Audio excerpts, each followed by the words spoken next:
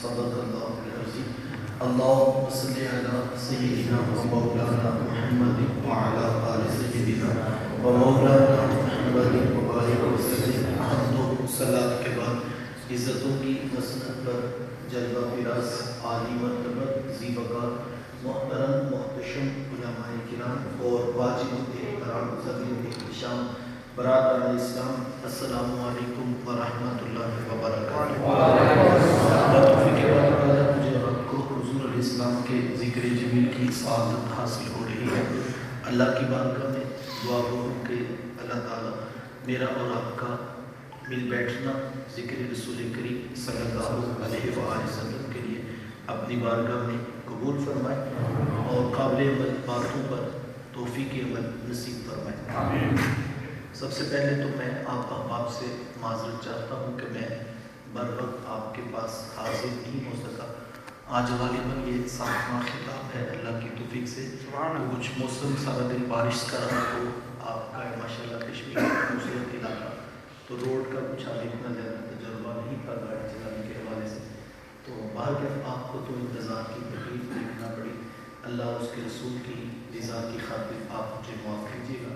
اللہ تعالیٰ آپ کا بیٹھنا اپنی بارگاہ میں قبول فرمائے. میرے حضور صورت میں بھی بے مثال، میرے حضور سیرت میں بھی بے مثال. ان جیسی نہ صورت کسی کو ملی ہے اور ان جیسی نہ سیرت کسی کے حصے میں آئی ہے. تو چونکہ صورت پہلے ہوتی ہے اور سیرت بعد میں، تو ایک دو باتیں میں اپنے محبوب علیہ السلام کی سونی صورت پر سنا کر پھر میں اور آپ دیکھیں گے کہ اتنی سونی صورت والے محبوب سیرت کے جمال اور رنگ کیسے رکھتے ہیں. اس کے لیے ایکو آف کرتے ہیں، تھوڑی سی آواز میں کھنک سی ہے، ایک ساتھ ہی آواز ہمیں درکار ہے. اللہ کو جزا عطا فرمائے. میرے حضور کتنے خوبصورت تھے. اللہ تعالیٰ نے محبوب علیہ السلام کو اتنا سونا بنایا تھا. میں اور آپ تو 1400 سال کے فاصلے پہ کھڑے ہیں. جن لوگوں نے صبح و شام حضور علیہ السلام کو دیکھا وہ ایک دوسرے سے پوچھا کرتے تھے کہ یار تم بتانا کہ حضور کیسے تھے. وہ کہتا کہ تم نے نہیں دیکھا تھا، کہا دیکھ کر بھی نہیں دیکھا تھا. حضرت عمر بن عاص رضی اللہ تعالیٰ عنہ فرماتے ہیں اگر تم مجھ سے کہو نا کہ حضور علیہ السلام کے حسن کا نقشہ کھینچو، فرماتے ہیں ماں اطقت، میرے اندر طاقت ہی نہیں. اور حضرت حسان بن ثابت رضی اللہ تعالیٰ عنہ فرماتے ہیں کہ میں جو حضور علیہ السلام کے حسن کو بیان کرتا ہوں تو اس کی وجہ یہ تھی کہ مجھے محبوب کو دیکھنے کا ایک طریقہ آ گیا جس وجہ سے میں نے ان کو دیکھا ہے اور ان کا حسن بیان کرتا ہوں. پوچھا کیا وہ کون سا طریقہ ہے؟ فرمانے لگے فلما نظرت الی انوارہ فوضعت کفی علی عینی خوفا من ذہاب بصر. کہا جب محبوب کا جمال جہاں حرا دیکھا کرتا اپنے ہاتھوں کی انگلیاں آنکھوں پہ رکھ کر انگلیوں کی بھی اوٹ سے دیکھا کرتا. کیوں؟ خوفا من ذہاب بصر. فرماتے ہیں ڈر لگتا تھا کہیں جلووں کی چمک سے آنکھوں کی بینائی نہ چلی جائے. یہ کون کہہ رہے ہیں؟ حضرت حسان بن ثابت رضی اللہ عنہ. اور آپ جانتے ہیں کہ حسان بن ثابت شاعر ہیں اور شاعر حسن دیکھنے میں بڑا دلیر ہوتا ہے. وہ بھی میرے آقا کے حسن کو دیکھ رہا ہے تو آنکھوں پہ انگلیاں رکھ کر دیکھ رہا ہے. یہی بہتر ہے کہ وہ پردے میں روپوش رہے. یہی بہتر ہے کہ وہ پردے میں روپوش رہے. گر وہ پردہ اٹھا دے تو کسے ہوش رہے. اللہ نے وہ حسن عطا کیا تھا جو دیکھتا جاتا بس دل دیتا چلا جاتا. امام زرقانی علیہ رحمہ نے حضور علیہ السلام کے حسن پر بڑی خوبصورت ایک بات لکھی ہے کہ ایک دن آقا کریم علیہ السلام نے صحابہ کو فجر کی نماز پڑھائی اور مسجد نبوی سے باہر نکلے. چلتے چلتے مدینہ المنورہ سے باہر نکلے تو ایک وادی کے قریب سے گزر ہوا جہاں ایک قافلے نے پڑاؤ کیا. ان کے خیمے نصب تھے اور ان کے اونٹ باہر بندھے. جب میرے حضور وہاں سے گزرے نا تو حضور علیہ السلام کی نگاہیں ایک سرخ رنگ کے اونٹ پہ رک گئی. آقا کریم علیہ السلام کو وہ اونٹ پسند آ گیا. اللہ مقدر اس اونٹ کے جو آقا کو پسند آتا ہے. دعا کیا تو مالک ایسا بنا دے تجھے بھی پسند آ جائے تیرے محبوب کو بھی پسند آ جائے. آقا کریم علیہ السلام نے اہل قافلہ سے پوچھا کہ تم اونٹ بیچتے بھی ہو؟ انہوں نے بیچنا تھا یا نہیں بیچنا؟ گاہک اتنا سونا آ گیا تو کہاں ہم بیچتے ہیں. میرے شیخ طریقت پڑا کرتے ہیں نہیں میں دل بیچا میں جگر بیچا جے پیارا محمد آ جاتے. نہیں میں دل بیچا میں جگر بیچا جے پیارا محمد آ جاوے. نہیں میں اپنا سارا گھر بار بیچا جے پیارا محمد آ جاوے. انہوں نے بیچنا تھا یا نہیں بیچنا تھا. حضور علیہ السلام نے اپنے میٹھے لہجے میں پوچھا تو کہا ہاں بیچنا ہے. کتنے کا بیچنا ہے؟ اتنے کا بیچنا. قیمت طے ہو گئی. تو حضور میں اونٹ خریدنے تو نہیں آیا تھا, میں تو یوں ہی گزر رہا تھا کہ تمہارا اونٹ پسند آ گیا, میں تمہیں جا کر اس کی قیمت بیچ دیتا ہوں. انہوں نے کہا ٹھیک ہے. جب کسی کو نقد سودا بیچا جائے تو اس کا عطا پتہ نہیں پوچھا جا رہا, لیکن جب کوئی چیز بندہ ادھار دیتا ہے یا تو پہلے سے جانتا ہوتا ہے یا کوئی شخص ضمانت ڈال دیتا ہے یا کوئی شے گروی رکھ لی جاتی ہے. اب حضور علیہ السلام سے پہلی ملاقات تھی, جانتے تھے کوئی نہیں, پتا پوچھا کوئی نہیں, شے گروی رکھی کوئی. حضور بس اتنا کہا میں تمہیں جا کر قیمت بیچ دیتا ہوں. انہوں نے کہا ٹھیک ہے. آقا کریم علیہ السلام نے اونٹ کی نکیل پکڑی اور میرے حضور چل گئے. جب تک محبوب نگاہوں کے سامنے رہے وہ ٹکٹکی لگا کے محبوب کی چال ہی دیکھتے تھے. اللہ اکبر. جس نبی کی چال اتنی خوبصورت ہے ان کا چہرہ کتنا پیارا. کسی شاعر کا تخیل دیکھے کتنا خوبصورت. وہ کہتا ہے قدموں پہ جبین کو رہنے دو چہرے کا تصور مشکل ہے. قدموں پہ جبین کو رہنے دو چہرے کا تصور مشکل ہے. جب چاند سے بڑھ کر ایڑی ہے رخسار کا عالم کیا ہوگا. جس نبی کے تلوے اتنے سونے ہیں ان کا چہرہ کتنا پیارا. اللہ اکبر. آپ نے یوں ہی تو نہیں کہا وَالضُّحَىٰ وَاللَّيْلِ إِذَا سَجَىٰ. محبوب تیرے چاش کی طرح چمکتے ہوئے چہرے کی بھی قسم, شب دجور کی طرح تیرے شانوں پہ لٹکتی زلفوں کی بھی قسم, جن کے حسن کی قسمیں رب رب ہو کے اٹھائے. اللہ اکبر. میرے امام نے مشورہ دیا جس کا حسن اللہ کو بھی بھا گیا, جس کا حسن اللہ کو بھی بھا گیا, ایسے پیارے سے محبت کیجیے. جب تک حضور نگاہوں کے سامنے رہے وہ ٹکٹکی لگا کے محبوب کی چال بھی دیکھتے رہے. اور جب حضور آنکھوں سے اوجھل ہوئے تو دل پہ ہاتھ رکھ کر بیٹھ کے ایک دوسرے سے پوچھنے لگے یار ایک اجنبی شخص آیا, ہم میں سے کوئی بندہ اسے جانتا نہیں تھا, ہماری آنکھوں کے سامنے ہمارا قیمتی اونٹ لے کر چلا گیا, یا اللہ ان کا کوئی پتہ ہی پوچھ لیتا. ایک بولا ویسے جب بات کرتے تھے نا تو منہ سے پھول جاتے تھے, میں تو اسی خوبصورت منظر کو دیکھتا رہا. ایک کہنے لگا اذا تکلم رؤیت النور یخرج من بین الثنایا. کہا جب بات کرتے تھے نا سامنے والے دانتوں سے بھی نور کی کرنیں چھن چھن کے نکلتی تھی. میں تو اسی منظر کو دیکھتا رہا. ایک کہنے لگا اذا ضحک یتلالو فی الجدل. یا تو جب مسکراتے تھے سامنے پہاڑوں پر بھی عکس پڑتے تھے. میں اسی خوبصورت منظر کو دیکھتا رہا. ایک کہنے لگا میں خوبصورت جھیل جیسی آنکھوں میں کھو کے رہ گیا. کیا خوب سجنتیاں اکھیاں نے جے میں پار کے سرائیاں رکھیاں. آنکھیں کیا کہوں جیسے باب حرم کھلا. کسی نے بازو پکڑا کہا میاں تو بڑا سیانہ بنتا تھا, تو ان کا پتہ پوچھ لیتا. وہ کہنے لگا یار میں تو خمدار زلفیں دیکھتا تھا, مجھے بھی ہوش نہ آیا کہ میں ہی ان کا پتہ پوچھ لیتا. تو ہجے میرا یار پہ ڈٹھا جنہوں بیگ کے چار شرماوے, ادھی راتی گل چڑھ جاوے جو رخ تو نقاب اٹھاوے, جو نکلے سیر کر سارا گلشن سیس نواوے, جو ہاتھ کھلا وچ رکھتا ہاتھ کھلا تو بد جاوے. نین نشیلے مست رسیلے وچ سونا کجل سہاوے, آنکھ اگڑے تے انج پیا جاپے جے میں سامنا پوچھ رکھا. توبہ توبہ حسن سجن دا چال نہ چلی جا, بجلی ڈردی لشک نہ مارے متا بے دبی ہو جائے. علم خدا نے اینا دیتا عقلاں وچ نہ آوے, عقل خدا نے اینی دیتی علماں وچ نہ آوے. کی اعجاز نظر وچ موٹی جو آوے وک جاوے, خلق اودے نے مونی دنیا کوئی دلائی جان بچاوے. آزم ایڈا سونا ماہی سن کدھر نظر نہ آوے. میرے حضور تھے بھی اتنی خوبصورت. ابھی وہ یہ باتیں کر رہے تھے جب ہوش آیا سکتا ٹوٹا تو ایک کہنے لگا اتنی بات تو ضرور ہے کہ ایک اجنبی شخص آیا، ہم میں سے کوئی بندہ اسے جانتا نہیں، ہماری آنکھوں کے سامنے اپنے حسن کا جادو جگا کے ہمارا قیمتی اونٹ ہتھیا کے لے گئے۔ جب انہوں نے کہا نا اونٹ ہتھیا کے لے گئے تو قافلے کے سردار کی بیوی نے خیمے کا پردہ سرکایا اور اس نے وہاں سے آواز دے کر کہا آنا زامنۃ لطامانی جامنکم، کہا خبردار، کہا کہ وہ اونٹ ہتھیا کے لے گئے، اگر وہ نہ آئے تو تمہارے اونٹ کی قیمت کی میں ضمانت دے دوں گا، لیکن ان کے خلاف کوئی میلا لفظ نہ بولا، یار میری آنکھ نہ دیکھی بتا سے کافر ہو، کہا خبردار ان کے خلاف کوئی بات نہیں۔ ان کی ڈھارس بنی شاید یہ جو ضمانتیں دے رہی جانتی ہوگی، کہا تو جو آگے بڑھ کر ضمانتیں دے رہی کیا تو ان کو جانتی؟ کہا بندہ جانتی تو میں بھی نہیں، تو کہا پھر تو کیوں ضمانتیں دے رہی؟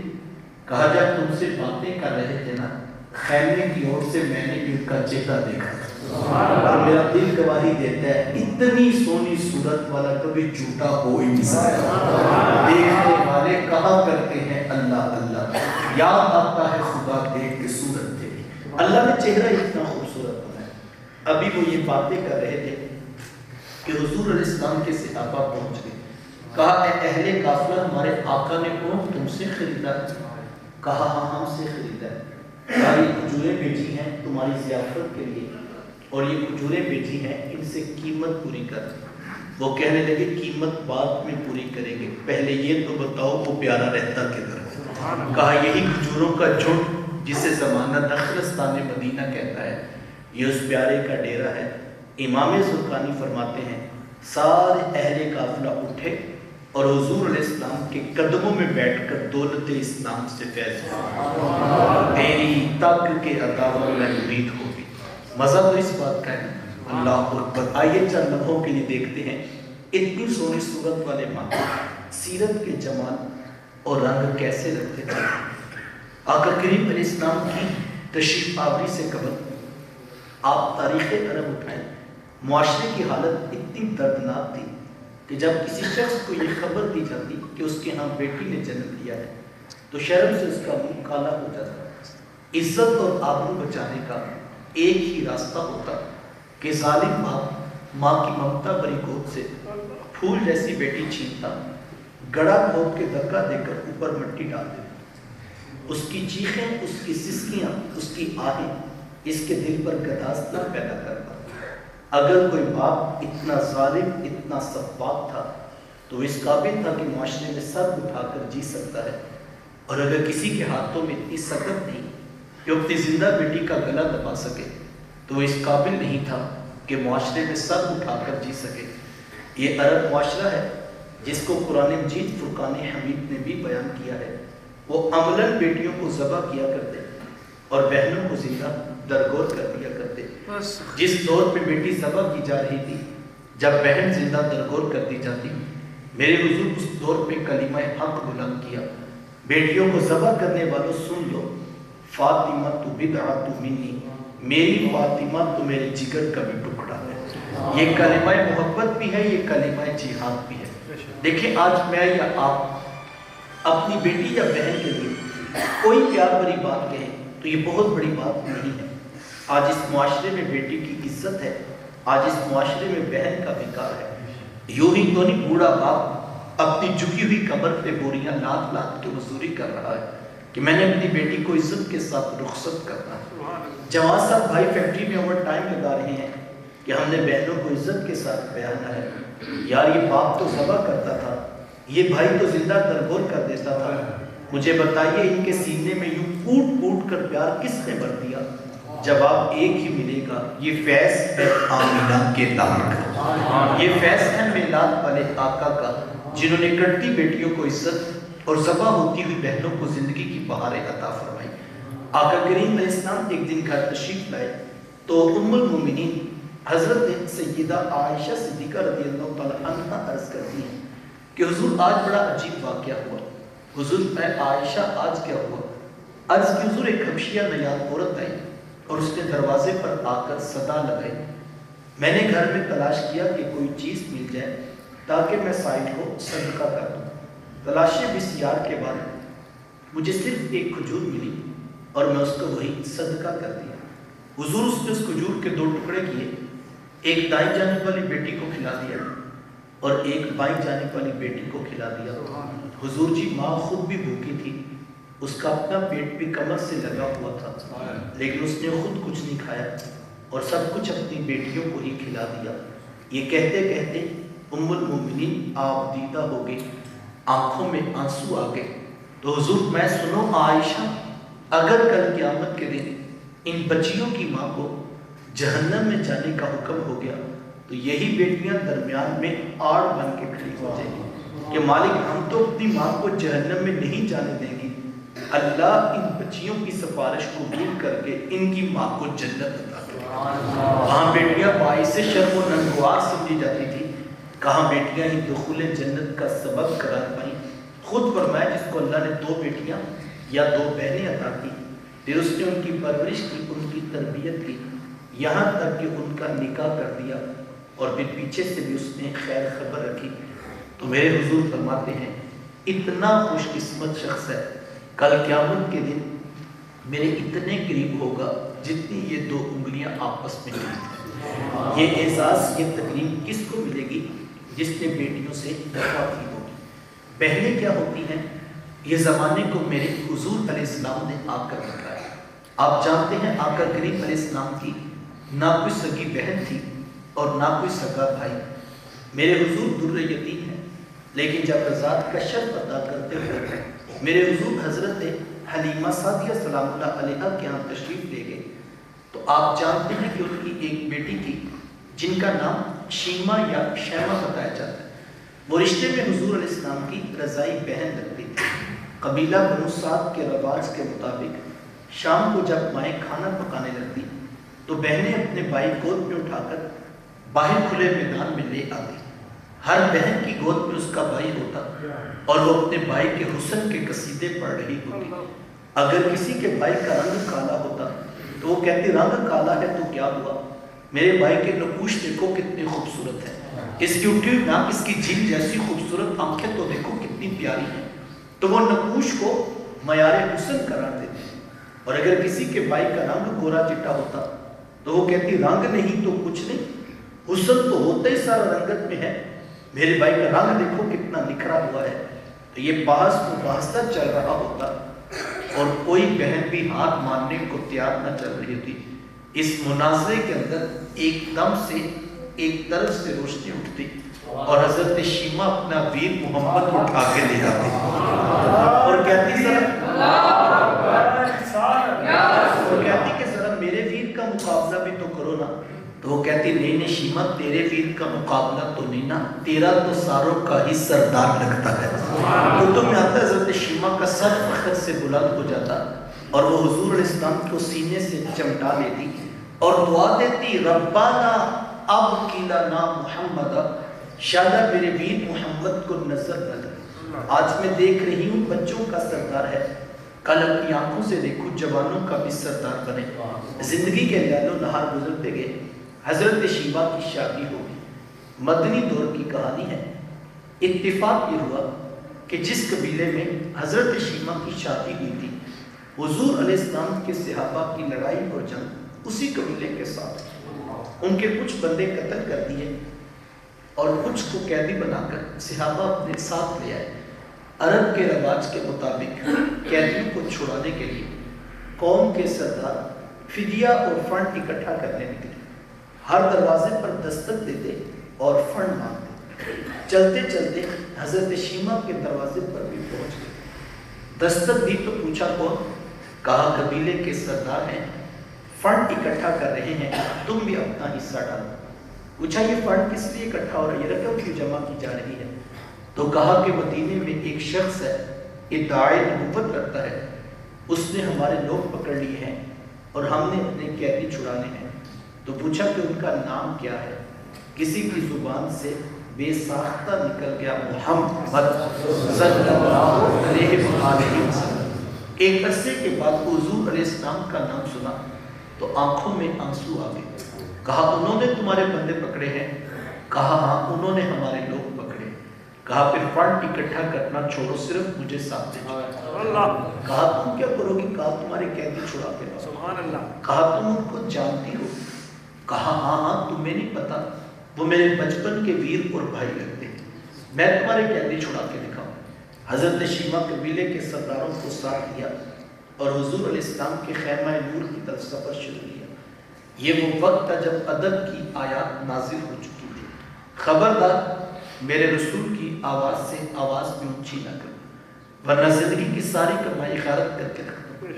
صحابہ ننگی تلواروں سے در حبیب پہ پہرا دے رہے تھے۔ حضرت شیمہ اس خیال سے کہ میں تو اپنے بھائی کو ملنے جا رہی ہوں، جب آگے بڑھنا چاہا تو پہرے داروں نے تلواریں سونپ دی۔ رک جا دیہاتی عورت، جانتی نہیں آگے کوچہ حبیب ہے، آگے تو بغیر اجازت کے جبریل نہیں جا سکتے، تو بول۔ روایت میں آتا ہے جب راستہ روک دیا گیا تلواریں سونپ دی گئی۔ حضرت شیمہ نے وہ ہاتھ سے تلوار کو جھٹک کے کہا خلو سبیلی وَعْلَمُوا أَنَا أُخْتُ نبی، کہا میری راہیں چھوڑ دو، جانتے نہیں میں تمہارے نبی کی ہی باجی اور بہن ہوں۔ یہ آواز کانوں میں پڑی، صحابہ کی آنکھوں پر پلکوں کی چلمنے آ گئی، نگاہیں نیچی کر دی، تلواریں پیچھے ہٹا دی۔ حضرت شیمہ پورے پروٹوکول سے حضور علیہ السلام کے خیمہ نوری میں داخل ہوئی۔ میرے حضور جب دور سے بہن کو آتے دیکھا، حضور اٹھ کر استقبال کیا، مرحبا خوش آمدید پیش کرتے ہوئے فرمایا میری بہن آج کدھر کو آنا ہوا؟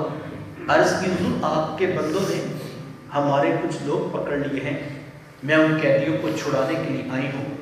سنو بھائیوں، اللہ کے رسول نے کیا ارشاد فرمایا؟ حضور فرمایا میری بہن تو نے آنے کی زحمت کیوں گوارا کی؟ تو گھر بیٹھے بھی پیغام بھیج دیتی، میں محمد تیرے کہنے پہ ہی ساروں کو چھوڑ دیتا۔ زمانے کو عملاً بتایا دروازے پر بہن کا آنا کتنا معتبر ہوتا، چند جوڑے کچھ گھوڑے بہت سارا ساز و سامان، اور میرے حضور خود بہن کو چھوڑنے کے لیے دروازے تک تشریف لے آئے۔ صحابہ نگاہیں نیچی کیے، محبوب علیہ السلام کے ادب میں کھڑے تھے کہ حضور میں صحابہ میں جب بھی قیدی چھوڑا کرتا ہوں پہلے تم سے مشورہ بھی کیا کرتا ہوں، آج پہلا موقع ہے میں قیدی بھی چھوڑ رہا ہوں اور میں نے مشورہ بھی نہیں کیا ہے۔ عرض کی اے بندہ نواز، آپ مالک کل کائنات ہیں، آپ جو چاہیں کریں، ہم کون ہوتے ہیں بھلا درمیان میں مشورہ دینے والے؟ لیکن حضور جی اتنا تو بتائیے آج کون سی خاص بات تھی کہ آپ نے مشورہ بھی ضروری نہیں سمجھا؟ حضور میں صحابہ آج میرے دروازے پر میری بہن آتی تھی، زمانے کو عملاً بہن کا رشتہ میرے رسول کریم صلی اللہ علیہ وآلہ وسلم کی دہلیز درست سے ملا ہے۔ توجہ چاہوں گا وقت سمٹ رہا ہے۔ جس دور پہ بیٹی ذبح کی جا رہی تھی، جب بہن زندہ درگور کر دی جاتی، جب ماں جیسا رشتہ بھی منڈیوں اور بازاروں میں بک جاتا، اس دور میں بیوی کی کیا حیثیت ہو، جبکہ آج کے اس تہذیب یافتہ دور میں بھی کچھ لوگ بیوی کو پاؤں کا جوتا خیال کرتے۔ یہ زمانہ جاہلیت کی باتیں۔ آقا کریم علیہ السلام نے ازواج مطہرات کے ساتھ جو حسن سلوک کی داستانیں رقم کی ہیں، زمانہ ان کی مثال نہیں لا سکتا۔ کسی کو میرے حضور حمیرہ کہہ کے پکارتے ہیں تو کسی کے لیے بکری کا بچہ ذبح کرتے ہیں اور گوشت کے مختلف ٹکڑے ان کی سہیلیوں کے ہاں بیچتے ہیں۔ حضور کثرت کے ساتھ حضرت خدیجہ کبریٰ رضی اللہ تعالیٰ عنہ کا ذکر کیا کرتے ہیں۔ حضرت سیدہ عائشہ صدیقہ رضی اللہ تعالیٰ عنہ فرماتی ہیں کہ میرا جو ان سے رشتہ تھا ایک دن زبان سے بے ساختہ نکل گیا کہ حضور اللہ نے آپ کو بہتر ازواج عطا کر دی اور آپ ابھی تک اس بوڑھی عورت کو نہیں بھولے۔ فرماتے پھر حضور کے چہرے پر جلال آ گیا اور حضور میں اے عائشہ مجھے خدیجہ کے بارے تکلیف نہ دو، جب پورے مکے نے میرا انکار کیا تھا ایک خدیجہ تھی جس نے میرا اقرار کیا۔ میں کیسے بھلا سکتا ہوں جب زمانہ میری مخالفت کر رہا تھا، خدیجہ اس وقت بھی میرے سے محبت کی دعوے دار تھی۔ فرماتی کہ پھر میں نے ہمیشہ محبتوں کا ہی اظہار کیا، اور یہی حضرت خدیجہ کبریٰ رضی اللہ تعالیٰ عنہا ہے جب ان کا وقت آخر قریب آیا تو حضرت سیدہ فاطمہ الزہرا رضی اللہ تعالیٰ عنہ کو بھیجا اور کہا بیٹا جاؤ جا کر حضور علیہ السلام سے چادر رحمت مانگ لو۔ سیدہ حاضر خدمت ہوئی اور آ کر عرض کی کہ میری والدہ چادر مانگ رہی ہیں۔ آقا کریم علیہ السلام نے چادر بھی اتار کر پیش کر دی اور ساتھ فرمایا بیٹا اپنی والدہ سے پوچھو یہ چادر کیا کرنی ہے۔ یہ کہتے کہتے میرے حضور بھی ساتھ تشریف لے آئے اور حضور میں خدیجہ آپ نے چادر کیا کرنی ہے؟ عرض کی حضور مجھے جو بخار ہے لگتا یوں ہے کہ جان لیوا ثابت ہوگا، میری آرزو یہ ہے کہ مجھے کفن ملے تو آپ کی چادر رحمت ہوں۔ یہ حضور علیہ السلام کی سیرت کا کتنا بڑا ریفرنس ہے کہ بیوی آرزو کر رہی ہے اگر مجھے شوہر کی چادر میں کفن مل جائے تو یہ رب کے حضور میری بخشش کی ضمانت ہوگی۔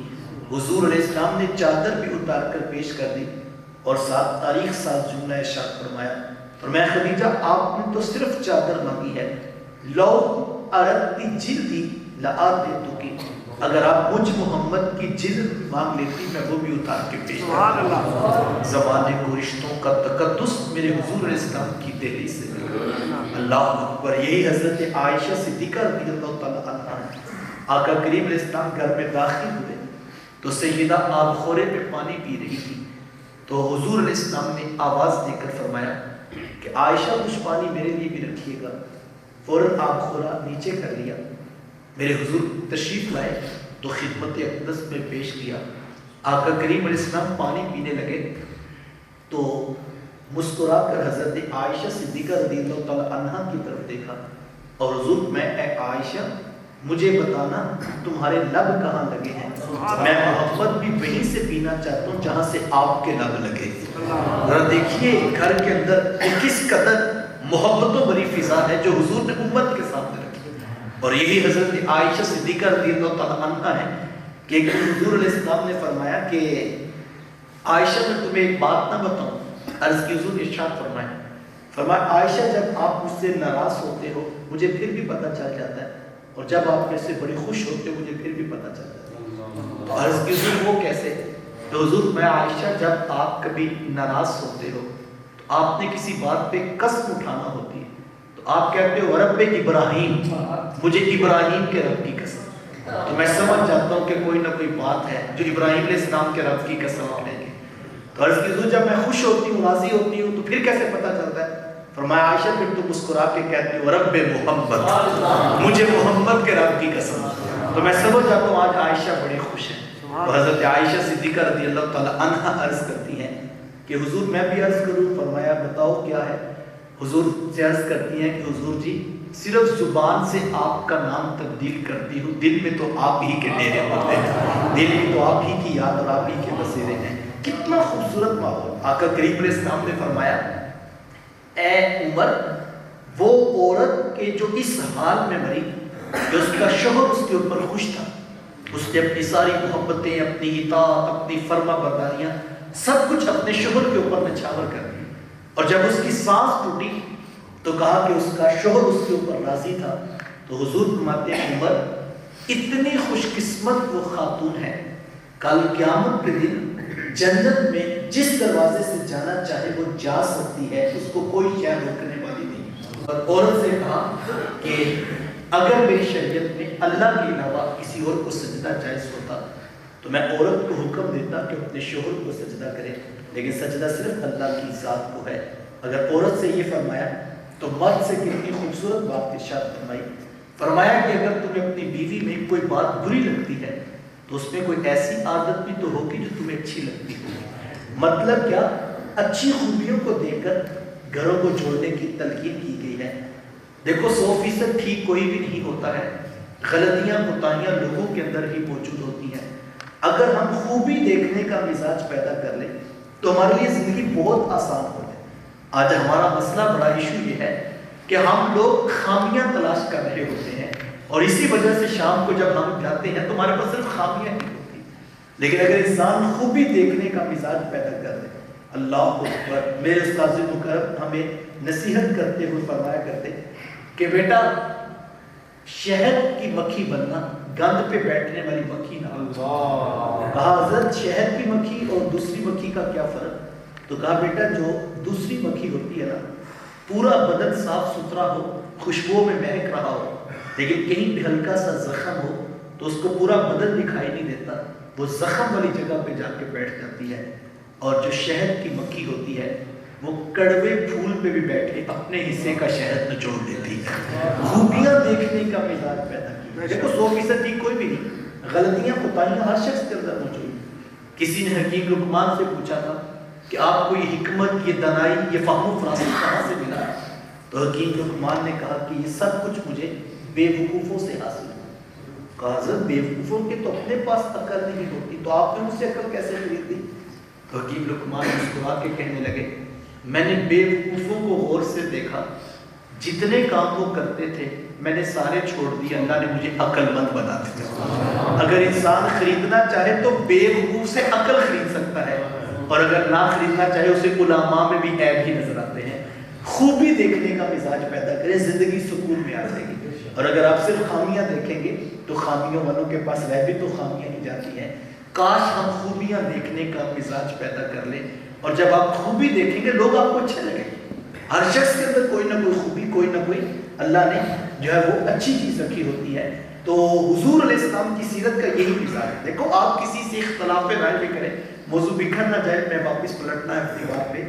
میں ایک بات سنانا چاہوں گا، ہمارے ہاں یہ مزاج یہ ہے کہ تنقید اتنی زیادہ بڑھ گئی ہے کہ ہم خوبیاں دیکھنے کا حوصلہ ہی کرتے، جبکہ اگر کسی سے آپ اچھی بات بھی کرنا چاہتے ہیں، کسی کو نصیحت ہی کرنا چاہتے ہیں، اللہ کے رسول صلی اللہ علیہ وسلم کا انداز دیکھیے کہ حضور علیہ السلام کا انداز کتنا خوبصورت تھا۔ صحابی کا نام ہے حضرت عبداللہ رضی اللہ تعالیٰ۔ وہ حضور علیہ السلام کے پاس بیٹھے تھے تو حضور علیہ السلام نے فرمایا عبداللہ بڑا اچھا انسان، یوں فرد محبت سے ہاتھ پکڑا، پکڑ کے اپنے اوپر رکھا، اور حضور فرمایا عبداللہ بڑا اچھا انسان۔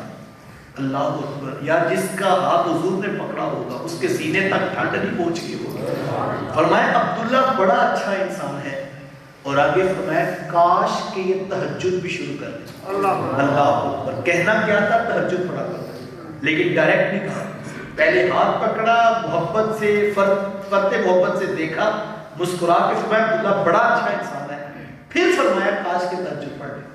لیکن ہمارا مزاج کیا ہوتا ہے؟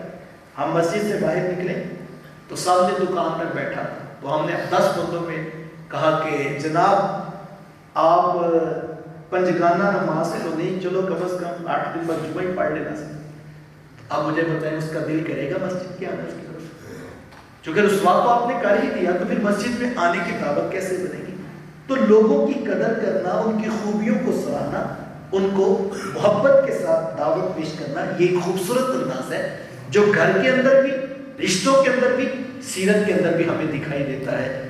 تو یہ وہ خوبصورت انداز ہے جو رسول اللہ صلی اللہ علیہ وآلہ وسلم کی سیرت میں ہمیں نمایاں دکھائی دیتا ہے۔ تو حضور کی سیرت کو اختیار کیا جائے، رشتے جوڑنے کی کوشش کی جائے، اور سلو کر لینے کا حوصلہ، معاف کر دینے کی عادت کو اختیار کیا جائے۔ اللہ کے رسول صلی اللہ علیہ وآلہ وسلم کی ایک حدیث سنیے گا، اور میرا ماننا یہ ہے کہ ہو نہیں سکتا کسی نے یہ حدیث سنی ہو اور پھر سلو کیے بغیر اس کو نیند آ جائے۔ اتنی بڑی بشارت ہے اس ایک حدیث کے اندر، اور میں کہتا ہوں اس ایک حدیث پر سارے جھگڑے سلو میں تبدیل کیے جا سکتے ہیں۔ حدیث کو دل کے کانوں سے سنیے گا۔ حضور علیہ السلام نے فرمایا وہ شخص کے جو جھگڑا چھوڑ دے اس کے باوجود کہ وہ حق پر ہے کہ وہ جھگڑا کر سکتا ہے، یعنی وہ ناجائز بات نہیں کر رہا، وہ جو بات کر رہا ہے وہ صحیح کر رہا ہے، لیکن جب دلائل دیتا ہے تو جھگڑا طول پکڑتا ہے، اختلاف بڑھ جاتا ہے۔ میرے حضور فرماتے ہیں وہ شخص کہ جو حق پر ہونے کے باوجود جھگڑا چھوڑ دے، فرمایا وہ جھگڑا چھوڑے، ہم اس کو جنت میں محل کی ضمانت دیتے ہیں۔ کتنی بڑی بشارت، سبحان اللہ، ماشاءاللہ، اتنی بڑی بشارت۔ میں کہتا ہوں کسی کا جھگڑا ہوگا بھی تو کتنا بڑا، 1 لاکھ کا، 1 کروڑ کا، عمومی طور پہ ہم نے دیکھا ہے جائیداد کا، مال کا جو ہے وہ جھگڑا ہوتا ہے۔ مثال کے طور پہ میں نے اپنے خاندان کی پریا میں دیکھا ہے کہ جب 2 لوگوں میں اختلاف ہو گیا، لوگ بیٹھ کے پریا بیٹھی ہے اور ایک شخص نے 1 لاکھ روپیہ لیا ہوا ہے اور دوسرے نے اس کے تقاضا کیا کہ میرا قرض واپس کرو۔ اب پہلے لوگ اس کی طرف متوجہ ہوئے کہ جس نے قرض لیا، کہا تم نے قرض لیا؟ کہا بالکل جی لیا۔ تو کہا پھر واپس کر دو؟ کہا جی فی الوقت تو پوزیشن نہیں ہے۔ کہا کب واپس کرو گے؟ کہا پہلے بہت سارے وعدے کیے، اب تو مزید وعدہ کرنے کی بھی سکت نہیں ہے۔ تو کہا کوئی بات بتاؤ، کوئی تاریخ؟ اب وہ کسی طرف کیا، کہا جی وہ ہے ہی، ہوتے تو میں دے دیتا، دینے ضرور ہے، مانتا بھی ہوں، لیکن فی الوقت پوزیشن نہیں. کب دو کہ کوئی پتہ نہیں کب دو. لوگوں نے دیکھا کہ اس کی حالت تو بڑی پتلی ہے اور یہ تو کسی بات پر نہیں آ رہا. اب دوسرے کی طرف متوجہ ہوئے کہ جناب آپ کو اللہ نے وسعت دی ہے, آپ چھوڑ دیجئے, کوئی بات نہیں, معاف کر دیجیے. تو وہ کہتا ہے کہ میں کیوں معاف کر دوں, میرا تو حق کا سچ ہے, میں نے تو دیا ہوا. اب ایک ڈیڈ لاک کریٹ ہو گیا, نہ وہ مان رہے نہ یہ مان رہے. اس کی دینے کی سکت نہیں ہے, یہ معاف کرنے کی پوزیشن میں نہیں آ رہا. اب ڈیڈ لاک کریٹ ہوا تو ہم نے دیکھا ہے جو واقعی بڑے دل والا ہوگا وہ آگے بڑھ کے کہتا ہے کہ اگر تمہارا لاکھ میں تمہیں دوں تو تم سلو کرتے. تو وہ کہتا ہے ٹھیک ہے, مجھے کون سا اختلاف ہے, آپ لاکھ بھرے. بلکہ بعض لوگ کہتے ہیں اگر آپ کو اتنا سلو کا شوق ہے تو آپ جناب لاکھ بھرے. اب وہ کہتا ہے 1 لاکھ میں دیتا ہوں تو سلو کرتے. وہ کہتا ہے ٹھیک ہے. اب یہ پیچھے ہٹنا بھی چاہے تو برادری نہیں ہٹنے دیتی. بعض لوگ وہ کہتے ہیں نہیں میں ایدے کو لینا ہے, تو وہ کہتے ہیں نہیں یار بات ختم ہوگی, تمہیں تو 1 لاکھ چاہیے تھا نا, تمہارا لاکھ یہ حاجی صاحب یہ سیٹھ صاحب بھر رہے ہیں. توجہ چاہوں گا, اب یہ پیچھے ہٹنا بھی چاہے برادری ہٹنے نہیں دیتی. توجہ چاہوں گا, لاکھ کے بدلے لاکھ بھی ملے لوگ سلو کر لیں. میرے حضور لاکھ کے بدلے لاکھ کی بات نہیں کر رہے. میرے حضور تمہارے تو جھگڑا چھوڑ, ہم تجھے جنت میں پورا محل دلوا دیں گے. اللہ اکبر, کتنی بڑی بشارت یار. میں کہتا ہوں 7 بڑے آسموں میں پھیلی ہوئی زمین بیچ کر بھی 1 انچ جنت کا خریدا نہیں جا سکتا. میرے حضور جنت کے پورے محل کی ضمانت ہے. اللہ اکبر, کتنی بڑی بشارت ہے. اچھا دوسری بات اس حدیث میں جو دیکھنے اور سمجھنے والی, عقل یہ کہتی ہے جب 2 لوگوں میں اختلاف ہو, جو شخص زیادتی کر رہا ہو اس کو سمجھانا چاہیے. جو شخص حق پر ہے آپ اس کو کہ جیسے میں نے کہا آپ کے آپ معاف کرو, کہتا ہے میرا حق کا سچ ہے, میں کیوں معاف کروں. کبھی کسی کو سمجھایا وہ کہتا ہے بھائی جان میں تو حق پہ ہوں, آپ نے تبلیغ کرنی تو آپ اس کو کریں جو زیادتی کر رہا ہے, جو ظلم کر رہا ہے تبلیغ اس کو کیجیے, آپ مجھے سمجھانے آ گئے. عقل یہ کہتی ہے کہ جو حق پر ہے اس کو نہیں, جو ظالم ہے, جو زیادتی کر رہا ہے, جو ناجائز کر رہا ہے اس کو سمجھائیں. اس حدیث میں میرے حضور کا سخن کلام اس شخص کی طرف ہے جو حق پر ہے. جو حق پر ہے حضور اس کو فرما رہے ہیں نا, جو حق پر ہونے کے باوجود جھگڑا چھوڑتے ہم اس کو جنت میں محل کی ضمانت دیتے ہیں. عقل کہتی ہے کہ اس کو سمجھایا جائے, اس کو دعوت دی جائے جو زیادتی کر رہا ہے. لیکن اس حدیث کے اندر ظالم کے لیے بھی حضور کے نصیحت بھرے جملے موجود ہیں. لیکن اس حدیث کے اندر میں کہتا ہوں کہ حضور علیہ السلام جو شخص حق پر ہے اس کو فرما رہے ہیں تم حق پر ہونے کے باوجود جھگڑا چھوڑو, ہم تجھے جنت میں مال کی ضمانت دیتے ہیں. میں کہتا ہوں لگتا یوں ہے کہ جو ناجائز جھگڑا کر رہا ہے میرے حضور اس سے ناراض اتنے ہیں, اس سے کلام بھی نہیں کر رہے, اس سے حضور نے کلام کی حدیث بھی نہیں کیا ہے. تو جو شخص ناجائز مقدمہ بنا کے جھگڑے کو طول دے رہا ہے اس کو سوچنا چاہیے جو حق پر ہے حضور اس کو فرما رہے ہیں کہ تو جھگڑا چھوڑ دے, تجھے ہم جنت میں مال دلوا دیں گے. تو جو زیادتی کر رہا ہے, جو ناجائز جھگڑا اور ناجائز مقدمہ بنا رہا ہے اس سے حضور کتنے ناراض ہوں گے. اور تیسری بات یہ سمجھ آتی ہے کہ حضور یہ چاہتے ہیں امت سے جھگڑا اٹھ جائے, جھگڑا ختم ہو جائے, کہ ہم ضمانت جنت کی ہم دے دیتے ہیں, جھگڑا ختم ہو جائے. تو اس دنیا سے کوئی کچھ نہیں لے کر گیا, ہم خالی ہاتھ آئے تھے, ہم نے خالی ہاتھ ہی جانا ہے. سلو کر دینے کا حوصلہ پیدا کیجیے, معاف کر دینے کی عادت کو اختیار کیجیے. یہ آج ہمارے یہاں blood pressure, depression, hypertension, نہ جانے کیسے کیسے مرض بڑھتے جا رہے ہیں. تو اس کی ایک بڑی وجہ یہ بھی ہے کہ ہم لوگ معاف کر دینے کی عادت کو اختیار نہیں کرتے. ہم انتقام کی آگ میں سلگ رہے ہیں اور کسی کا ہم نے کیا بگاڑنا ہے, ہم خود اپنے آپ کو ہی ڈی ویلیو کر رہے ہیں. کاش کہ ہم اس کے اوپر غور کریں. اس دنیا سے میں نے کہا کوئی کچھ نہیں لے کر گیا. 100 سال پیچھے پٹوار خانے کے آپ ریکارڈ اٹھوا کر دیکھ لیں, جن لوگوں کے رجسٹریوں پر نام تھے آج وہ موجود نہیں. ان کو بھی اپنے ہونے کا اتنا ہی یقین تھا جتنا آج ہمیں یقین. 100 سال لیٹس سپوز ہم آگے چلے جائیں تو آج جن کے نام ہیں 100 سال بعد ان کا پتہ بھی نہیں ہوگا. آج 2023 ہے, 2123 کے اندر ہم میں سے کوئی شخص بھی موجود نہیں ہوگا. تو یار جب طے پا گیا سب کچھ چھوڑ کے جانا ہے تو پھر جھگڑا کس بات کا. سلو کر لینے کا مزاج پیدا کرو. یہاں مجھے واصف علی رحمہ یاد آ گئے. جھگڑے کے اوپر بڑی خوبصورت انہوں نے بات کی. واصف صاحب فرماتے ہیں جس شخص کا تم جنازہ نہیں چھوڑ سکتے اس سے جھگڑا نہیں بنتا. کل جو جا کے جنازے کی صف میں کھڑے ہونا ہے تو دنیا میں جھگڑا کیوں کرتے ہوتا ہے نا خاص کر ہم. میں کہتا ہوں یار کاش ہم جنازے کا مفہوم ہی سمجھ لیتے. جنازہ ہوتا کیا ہے؟ ہم باوضو ہو کر پاک جگہ پر پاک کپڑوں کے ساتھ مسلمانوں کی جماعت میں کھڑے ہو کر عرض کرتے ہیں اے اللہ ہمارے اس بھائی کو تو معاف کر دے. کس بھائی کو؟ جس کو دنیا میں ہم نے معاف نہیں کیا. تو مجھے بتائیں وہ جنازہ کیا مانا ہوتا ہے کہ جس کو دنیا میں ہم نے معاف نہیں کیا اس کو ہم جنازے کی صف میں کھڑے ہو کے کہہ رہے ہیں یا اللہ اس کو معاف کر دے. تو کل جس کے جنازے میں کھڑے ہونا ہے اس سے دنیا میں جھگڑا نہیں بنتا. اور یقین جانیے میں نے قبروں پہ لوگوں کو روتے ہوئے دیکھا ہے.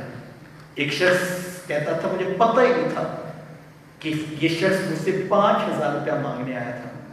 کیا بھوکر ہے 5,000 کی, لیکن 3 دن کے بعد اس کا وصال ہو گیا. تو کہتا ہے میں کئی مرتبہ جب 5,000 کا نوٹ دیکھتا ہوں مجھے یاد آتا ہے کہ یار کیا بھوکر تھی 5,000 کی, پتہ نہیں وہ کتنا پریشان تھا. اگر میں 5,000 دے دیتا تو وقت تو اللہ کی طرف سے لکھا ہے لیکن میری زمین پہ بوجھ نہ رہتا. کتنے لوگ ہیں جو کہتے ہیں یار پتہ ہی نہیں تھا کہ مال اتنی جلدی چلے جانا ہے. کتنے لوگ ہیں جو کہتے ہیں کہ یار پتہ نہیں تھا کہ باپ نے اتنی جلدی چلے جانا ہے. اگر پتہ ہوتا میں زندگی میں باپ کو ناراض نہ کرتا. کتنے لوگ ہیں جو اس حسرت کے ساتھ زندگی گزار رہے ہیں. چھوٹی چھوٹی چیزوں کے اوپر ماں باپ کے ساتھ الجھ جانا, یہ رنگ نہیں کروانا, یہ چیز نہیں خریدنی, وہ چیز نہیں لینی. زندگی بڑی جلدی ختم ہو جاتی ہے, پھر ساری زندگی پچھتاوا رہتا ہے. کوئی کہتا ہے پتہ ہی نہیں تھا اتنی جلدی بہن چلے جانا تھا, چھوٹا سا جھگڑا تھا بس میں بھی غصے میں تھا اور بلڈ پریشر شوٹ کیا اور وہ ہارٹ اٹیک سے انتقال کر گئی. کل پچھتانے سے بہتر ہے آج زندہ لوگوں کی قدر کیجیے. بعد میں لاکھوں روپے کے ختم پڑھانے سے بھی وہ مسئلہ حل نہیں ہوگا جو دنیا کے اوپر ان کے ساتھ زیادتیاں کرنے سے ہوتا ہے. سلو کر لینے کا زندگی بڑی جلدی ختم ہو جاتی ہے اور یہ زندگی کا ڈائلما ہے, یہ المیہ ہے زندگی کا. یہ جب ختم ہوتی ہے تو پتہ کوئی نہیں لگتا.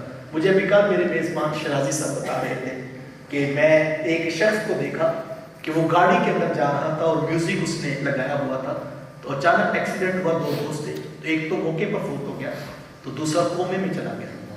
تو وہ بتانے لگے کہ جو کومے میں گیا تھا وہ زبان سے گانے بولتا تھا, یعنی موت کو 3 یا 4 دن بعد اس کا بھی وصال ہو گیا. تو یعنی اس کیفیت میں کسی شخص کی موت واقع ہوئی کہ وہ کس حالت میں تھا. تو زندگی بڑی مختصر ہے, اس دنیا سے کوئی کچھ نہیں لے کر گیا. یہ ہم سب کہتے ہیں ہم خالی آتا ہے خالی آ جانا. کاش ہمارا یہ تجکن بن جائے, 2 میٹھے بول, کوئی پیار بھرا لہجہ, کوئی محبت کی بات, کسی کے ساتھ شفقت کا ہاتھ, کسی کے لیے تھپکی کوئی بات, کوئی کندھا محبت کا آپ پیش کر دے, کسی بھتیجے کے ساتھ شفقت کا ہاتھ رکھ دے. اللہ نے بہت کچھ دیا ہے. بھانجوں کو جو ہے وہ کچھ دے سکتے ہیں, سیٹل کر سکتے ہیں, کسی غریب کی مدد کر سکتے ہیں. یہ مشکل, وہ ہمارے کسی دانشور نے کہا تھا کہ جو برف آپ کے پاس ایکسٹرا ہے اور آپ کسی کے گلاس کو ٹھنڈا کر سکتے ہیں تو جلدی جلدی کر دیجیے قبل اس سے کہ وہ برف پگھل جائے. کیونکہ اگر آپ کسی کا گلاس ٹھنڈا نہیں کریں گے تو برف تو پگھل رہی ہے. یہ زندگی کی سانسوں کی برف ہے. ان الانسان لفی خسر.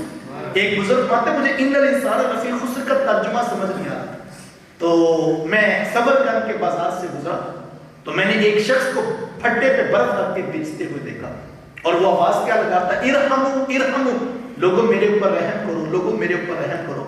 اگر تم نے برف خریدنے میں تاخیر کر دی تو میں نے کمائی کیا کرنی ہے, میرا راس المال بھی ضائع ہو جائے. کیونکہ برف ایک ایسا سودا ہے جو گاہک کا انتظار نہیں کرتا, وقت پر بک گیا تو نفع ہو گیا, اور اگر برف نہیں کوئی خریدے گا تو برف تو پگھل ہی رہی ہے. تو یہ جو زندگی ملی ہے یہ جلدی جلدی کسی نیکی کے کام میں, کسی سلو میں, کسی خیر میں, کسی بھلائی میں لگ جائے. اور اگر ہم یہ نہیں کرتے, یہ دیکھو یہ وقت ہے جو آپ یہاں بیٹھ کے گزار رہے ہیں, اگر ہم کسی پھٹے پہ بیٹھ کے گزارتے یا کسی جگہ اور پہ گزارتے تو وقت تو بیت ہی جانا تھا. لیکن کسی خیر کے کام میں, کسی بھلائی کے جذبے میں, کسی کے لیے کوئی رستہ بنا سکتے. میں یہ نہیں کہتا وقت سیمنٹ کے, میں یہ نہیں کہتا آپ پورے شہر میں پھول بانٹیں, شاید یہ آپ کے لیے مشکل ہوگا. میں یہ بھی نہیں کہتا آپ پورے شہر کے کانٹے چن لیں, شاید یہ بھی مشکل ہوگا. لیکن میں یہ کہتا ہوں اگر کسی کو پھول نہیں دے سکتے, کسی کی راہ میں کانٹے نہ بیچیں. اگر آپ کسی کو خوشی نہیں دے سکتے تو کسی کے لیے غم اور تکلیف کا سبب نہ بنیے. معاف کر دینے کی عادت کو اختیار کیجیے, سلو کر لینے کا حوصلہ پیدا کیجیے. رشتوں کی قدر کیجیے، بہت جلد یہ کہانی ختم ہو جاتی ہے اور پھر سوائے حسرت اور پچھتاوے کے پاس کچھ نہیں رہ جاتا۔ لوگوں کو غریب صحابہ نے تو مسئلہ ہی حل کروا لیا، اللہ اکبر۔ انہوں نے عرض کیا کہ حضور جی ہم تو غریب ہیں، امیر صحابہ اتنا مال، اتنے درہم، اتنے دینار خرچ کرتے ہیں اور ہمارے پاس تو اتنا کچھ نہیں ہے خرچ کرنے کے لیے، امیر صحابہ اتنی نیکیاں کما لیتے ہیں۔ تو حضور فرمایا تم اتنے غریب تو نہیں ہو کہ تمہارے لبوں پہ مسکراہٹ بھی نہیں آ سکتی۔ فرمایا اپنے مومن بھائی کو مسکرا کے دیکھ لیا کرو، اللہ کے ہاں یہ بھی صدقہ لکھا جاتا ہے۔ تو اگر کسی کو مسکرا کے دیکھ لیا جائے تو یہ بھی کسی کے لیے راحت کا سما بن جاتا ہے، کسی کو تسکین ملتی ہے، کسی کی امید بنا دیجیے۔ ہونا تو وہی ہے جو اللہ بھی کرتا ہے، کسی کی امید، کسی کی ڈھارس، کسی کے لیے موٹیویشن، کسی کے لیے جذبہ ہمدردی پیدا کر دیجیے۔ یہ زندگی مختصر ہے، اتنی خوبصورت ضرور ہو کہ کچھ خاموش نیکیاں ایسی کر لی جائیں کہ جب ہم دنیا سے چلے جائیں تو ہمارے جنازے پہ لوگ اللہ اکبر۔ ایک وہ شخص ہوتا ہے جنازے پہ جو برادری کے لیے آیا ہوتا ہے، جو خاندان کے لیے آیا ہوتا ہے، کچھ رشتہ داری کے لیے آئے ہوتے ہیں، کچھ دوست احباب کی وجہ سے آئے ہوتے ہیں، لیکن میں کہتا ہوں ایک وہ ہوتا ہے جس کا آپ کا تنہائی کا نیکی کا رشتہ ہوتا ہے، جس کو آپ کے علاوہ کوئی نہیں جاتا، جو وہ آ کے جو جنازے میں دعا کرتا ہے، اس کی دعا تو پھر اس کی دعا ہوتی ہے نا۔ کاش ہماری نیکیاں اتنی خوبصورت ہو، زندگی اتنی کمال ہو کہ ہم جب دنیا سے جائیں پیچھے ہماری خیر اور بلائی اور نیکی کے کلمات بولنے والے لوگ موجود ہوں۔ تو رشتوں کی قدر کیجیے، زندگی بڑی خوبصورت ہے۔ اگرچہ وہ بعض کا لوگ کہتے ہیں جی رشتے نبھانے بڑے مشکل ہیں، تو یقیناً مشکل تو ہوتا ہے، جنت کے وعدے ہیں۔ میں نے یہی حدیث بیان کی، بات مکمل کر دوں۔ یہ چکوال والی سائڈ پہ تو ایک بابا جی وہ بزرگ تھے، تو میری گاڑی کے پاس آ گئے تو کہنے لگے یہ حدیث جب سے میں نے سنی ہے کہ حضور علیہ السلام نے فرمایا جھگڑا چھوڑ دو، اگرچہ تم حق پر ہو تو ہم تمہیں جنت میں مال کی ضمانت دیں۔ تو کہتے ہیں جب سے یہ میں نے حدیث سنی میں کوشش کرتا ہوں اس پر عمل کروں، اور کوشش ہوتی ہے یا تو جھگڑا ہو ہی نہ، اور اگر کبھی کوئی اختلاف ہو بھی جائے میں بعد میں جا کے صلح کراتا ہوں۔ تو وہ کہتے ہیں کہ اب میری برادری والے میرا مذاق اڑاتے ہیں کہ یہ کون سا بندہ ہے، ابھی جھگڑا ہوتا نہیں ہے یا معافی مانگا، تو یہ بھی کوئی بندہ ہے دنیا میں؟ تو میں نے کہا بابا جی اللہ کے رسول نے جنت میں مال کی ضمانت دی ہے، اتنا سوکھا تو کام نہیں ہوگا، پہلے معافی مانگے کہ دل مادہ نہیں ہوتا۔ نفس کہتا ہے تیری غلطی کوئی نہیں، شیطان کہتا ہے نہیں تو ہمارا تو قصور ہی کوئی نہیں، اور اگر آپ چلے گئے تو پھر برادری بھی تانا دیتی ہے، رشتہ دار بھی کہتے ہیں یار ہم تو اس کے پیچھے کھڑے ہیں اور یہ جا کے بھی سلوک کراتا ہے۔ تو میں نے کہا اللہ کے رسول کے وعدے پہ یقین رکھیے، جو سلوک کر لیتے ہیں، جو معاف کر دیتے ہیں، وہ بڑے لوگ ہوتے ہیں، اور بڑے لوگوں کا شیوا معاف کر دینا ہی ہوتا ہے۔ اللہ کی بارگاہ میں دعا گو اللہ مجھے آپ کو رشتوں کا تقدس، سلوک کر لینے کا حوصلہ، معاف کر دینے کی عادت نصیب فرمائے۔ میرے ٹوٹے لفظوں میں، میرے بکھرے جملوں میں گنبد خضرا کے مکی کے قدموں کی خیرات ڈالنا کسی کے من میں چراغا کر دے۔ اندازے بیان اگرچہ بہت شوخ نہیں تھا، کاش کہ تیرے دل میں اتر جائے میری بات۔ وآخر دعوانا ان الحمد للہ رب العالمین۔